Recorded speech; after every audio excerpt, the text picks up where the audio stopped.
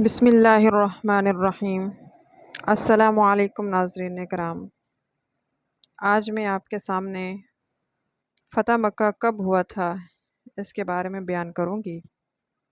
فتح مکہ 8 ہجری کو ہوا۔ اس کی تفصیل کچھ یوں ہے کہ قبیلہ خزاعہ کے لوگ آپ صلی اللہ علیہ وآلہ وسلم کے حلیف تھے۔ ان پر قریش نے حملہ کیا اور بہت سے آدمیوں کو ناحق قتل کر ڈالا۔ آپ صلی اللہ علیہ وآلہ وسلم نے قریش کو پیغام بھیجا کہ مقتولوں کا خون بہا دو، کیونکہ ہم وہ بنی خزاعہ آپس میں ایک دوسرے کی مدد کا وعدہ کر چکے ہیں۔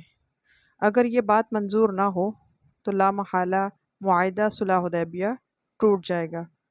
قریش نے فدیہ نہ دیا اور جنگ کی تیاریاں شروع کر دیں۔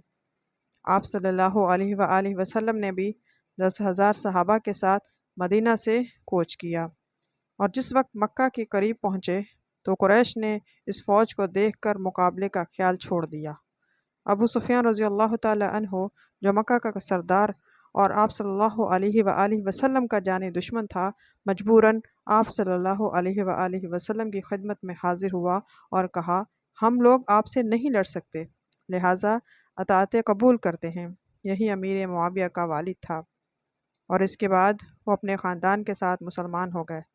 آپ صلی اللہ علیہ وآلہ وسلم نے اعلان کرایا کہ جو شخص ہتھیار ڈال دے گا اسے امان ملے گی۔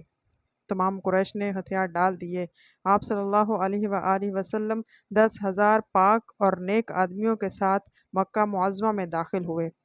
سب سے پہلے خانہ کعبہ میں تشریف لے گئے اور بتوں کے وجود سے اللہ کے گھر کو پاک کیا۔ آپ صلی اللہ علیہ وآلہ وسلم ایک لکڑی سے بتوں کو زمین پر گراتے جاتے اور یہ آیت پڑھتے جاتے، جاء الحق وزہق الباطل ان الباطل کان زہوقا، یعنی حق آیا اور باطل مٹ گیا۔ تحقیق باطل مٹنے کے لیے تھا۔ بنی اسرائیل آیت نمبر 81۔ اس کے بعد آپ صلی اللہ علیہ وآلہ وسلم کے حکم سے بلال نے بلند آواز کے ساتھ اذان کہی۔ آپ صلی اللہ علیہ وآلہ وسلم نے صحابہ کے ساتھ نماز ادا کی۔ نماز کے بعد نبی صلی اللہ علیہ وآلہ وسلم نے تقریر فرمائی، جس کا خلاصہ اس طرح سے ہے کہ عبادت کے لائق صرف ایک اللہ ہے، جس کا کوئی شریک نہیں، اور اس کے وعدے سچے ہیں۔ اس نے مجھے یہ توفیق عطا کی کہ کعبہ کو بتوں کے وجود سے پاک کروں۔ اے لوگو، خاندان اور نسل پر غرور مت کرو، اللہ کی نظر میں سب لوگ برابر ہیں، اور تم میں سے جو زیادہ نیک ہے وہی اللہ کی نظر میں زیادہ معزز ہے۔ بس چاہیے کہ تقوی اختیار کرو۔ اس کے بعد آپ صلی اللہ علیہ وآلہ وسلم نے ہر شخص کو معافی عطا کی۔ قریش تو یہ سمجھے ہوئے تھے کہ آج محمد صلی اللہ علیہ وآلہ وسلم ہم سے پچھلی تمام شرارتوں کا بدلہ لیں گے، لیکن آپ صلی اللہ علیہ وآلہ وسلم دنیا کے لیے رحمت بن کر آئے تھے۔ یہ کیوں کر ہو سکتا تھا کہ آپ صلی اللہ علیہ وآلہ وسلم کسی کو بری نظر سے دیکھتے؟ آپ سب کو ایک ساتھ سمجھتے تھے اور ہمیشہ سمجھتے رہے۔ مسلمانوں کو بھی ان کی یہی تعلیم ہے کہ محبت کرو، ہمدردی کرو، ہر شخص کو اپنا بھائی سمجھو۔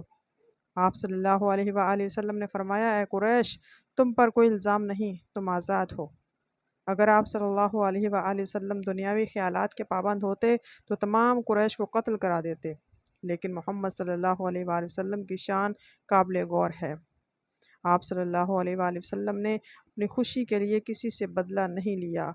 جنہوں نے آپ صلی اللہ علیہ وآلہ وسلم کو انتہائی تکلیفیں پہنچائیں، قتل کے منصوبے باندھے، حتیٰ کہ وطن سے نکال دیا تھا، جب وہ آپ صلی اللہ علیہ وآلہ وسلم کے ماتحت آئے تو آپ صلی اللہ علیہ وآلہ وسلم نے وہ کرم فرمایا جس کی مثال تاریخ میں کہیں ڈھونڈنے سے نہیں ملتی۔ فتح مکہ کا اثر یہ ہوا کہ تھوڑے ہی دنوں میں عرب کا پورا ملک بتوں کے وجود سے پاک ہو گیا، اور یہی حضور صلی اللہ علیہ وآلہ وسلم کا خاص مقصد دلی تھا۔ صدق اللہ العظیم۔